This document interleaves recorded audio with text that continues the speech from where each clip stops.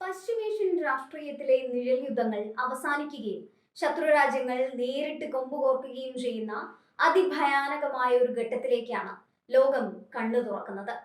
ഇറാന്റെ തന്ത്രപ്രധാന നഗരമായ ഇസ്ഫഹാനിൽ വെച്ച് അമേരിക്കൻ നിർമ്മിത MQ-1 ഡ്രോൺ വെടിവെച്ചിട്ടെന്ന IRGCയുടെ വെളിപ്പെടുത്തൽ വെറുമൊരു സൈനിക വാർത്തയല്ല, മറിച്ച് അത് ലോകശക്തികൾ തമ്മിലുള്ള നേരിട്ടുള്ള ഏറ്റുമുട്ടലിന്റെ വിളംബരമാണ്.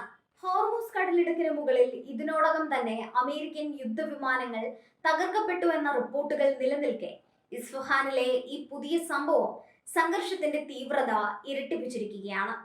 ഇറാന്റെ ആണവ ഗവേഷണ കേന്ദ്രങ്ങളും മിസൈൽ നിർമ്മാണശാലകളും സ്ഥിതി ചെയ്യുന്ന ഇസ്ഫഹാൻ ആ രാജ്യത്തിന്റെ സുരക്ഷാ ഭൂപടത്തിലെ ഏറ്റവും പ്രധാനപ്പെട്ട ഇടമാണ്. അവിടുത്തെ ആകാശപരിധി ലംഘിക്കാൻ ശ്രമിക്കുന്ന ഏതൊരു വസ്തുവും ഇറാന്റെ പരമാധികാരത്തിന് നേരെയുള്ള വെല്ലുവിളിയാണ്. അമേരിക്കയുടെ അത്യാധുനിക നിരീക്ഷണ ഡ്രോണായ MQ-1 ഇസ്ഫഹാനിലെ വ്യോമ പ്രതിരോധ സംവിധാനങ്ങളാൽ തകർക്കപ്പെട്ടു എന്നത് വാഷിംഗ്ടണിനെ സംബന്ധിച്ചിടത്തോളം വലിയൊരു സാങ്കേതിക തിരിച്ചടിയാണ്. കോടിക്കണക്കിന് ഡോളർ വിലമതിക്കുന്ന ഇത്തരം ഡ്രോണുകൾ ഇറാന്റെ റഡാർ സംവിധാനങ്ങൾക്ക് മുന്നിൽ അശക്തമാകുന്നുവെന്നത് പാശ്ചാത്യ രാജ്യങ്ങളെ പുനർചിന്തയ്ക്ക് പ്രേരിപ്പിക്കുന്നുണ്ട്.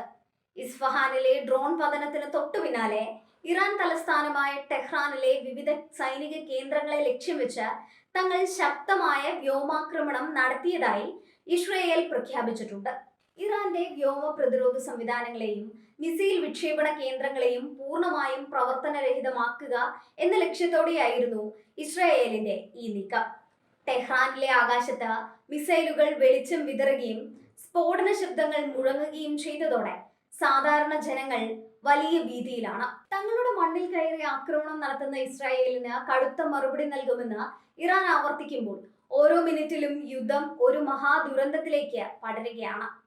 ഇതുവരെ ഇസ്രായേലിന് ആയുധങ്ങളും തന്ത്രപരമായ പിന്തുണയും മാത്രം നൽകിയിരുന്ന അമേരിക്ക ഇപ്പോൾ ഈ സംഘർഷത്തിൽ നേരിട്ട് ഭാഗഭാക്കാവുകയാണ്.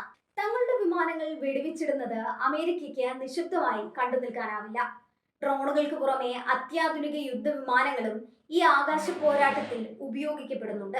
ഹോർമൂസ് കടലിടുക്കിന് സമീപം അമേരിക്കൻ വിമാനങ്ങൾ തകർക്കപ്പെട്ടുവെന്ന ഇറാന്റെ അവകാശവാദം ശരിയാണെങ്കിൽ അത് അമേരിക്കൻ സൈന്യത്തിന്റെ ആത്മവീര്യത്തെ ബാധിക്കുന്ന കാര്യമാണ്.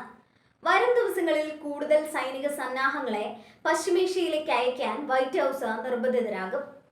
ഈ വ്യോമയുദ്ധം കേവലം സൈനിക കേന്ദ്രങ്ങളിൽ ഒതുങ്ങി നിൽക്കുന്നില്ല. ലോകത്തിലെ ഏറ്റവും പ്രധാനപ്പെട്ട ഇന്ധന വിതരണ പാതകളിലൊന്നായ ഹോർമൂസ് കടലിടുക്കിന് സമീപമാണ് ഈ സംഘർഷങ്ങളെല്ലാം നടക്കുന്നത്. കപ്പൽ ഗതാഗതം തടസ്സപ്പെടുകയും വിമാനങ്ങൾ വെടിവെച്ചിടുകയും ചെയ്യുന്നത് ആഗോള വിപണിയിൽ എണ്ണവില കുതിച്ചുയരാൻ കാരണമാകും. യൂറോപ്പും ഏഷ്യയും തമ്മിലുള്ള വ്യാപാര ബന്ധങ്ങളെ ഇത് സാരമായി തന്നെ ബാധിക്കും. വികസ്വര രാജ്യങ്ങളിലെ സാധാരണക്കാരന്റെ ജീവിത ചെലവ് വർദ്ധിപ്പിക്കുന്ന രീതിയിലേക്ക് ഈ യുദ്ധത്തിന്റെ ആഘാതങ്ങൾ പടരുകയാണ്. അന്താരാഷ്ട്ര സമൂഹം സമാധാനത്തിനായി നടത്തുന്ന എല്ലാ ശ്രമങ്ങളും ഇപ്പോൾ നിഷ്ഫലമായി മാറിക്കൊണ്ടിരിക്കുന്നു.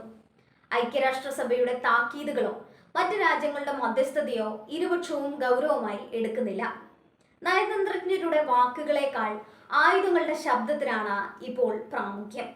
സ്വതന്ത്രമായ സ്രോതസ്സുകളിൽ നിന്ന് ഈ സൈനിക വിജയങ്ങൾ സ്ഥിരീകരിക്കപ്പെട്ടിട്ടില്ലെങ്കിലും ഇരു രാജ്യങ്ങളും പുറത്തുവിടുന്ന ദൃശ്യങ്ങളും വിവരങ്ങളും ലോകത്തെ വരാനിരിക്കുന്ന ഒരു വലിയ വിപത്തിനെ കുറിച്ച് ഓർമ്മിപ്പിക്കുന്നുണ്ട്.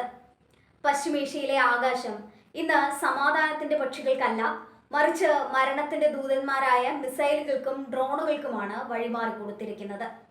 ഇസ്ഫഹാനിലും ടെഹ്റാനിലും തെല്ലവീവിലും നടക്കുന്ന ഈ പോരാട്ടം ലോകക്രമത്തെ തന്നെ മാറ്റിമറിക്കാൻ പോകുന്ന ഒന്നാണ്.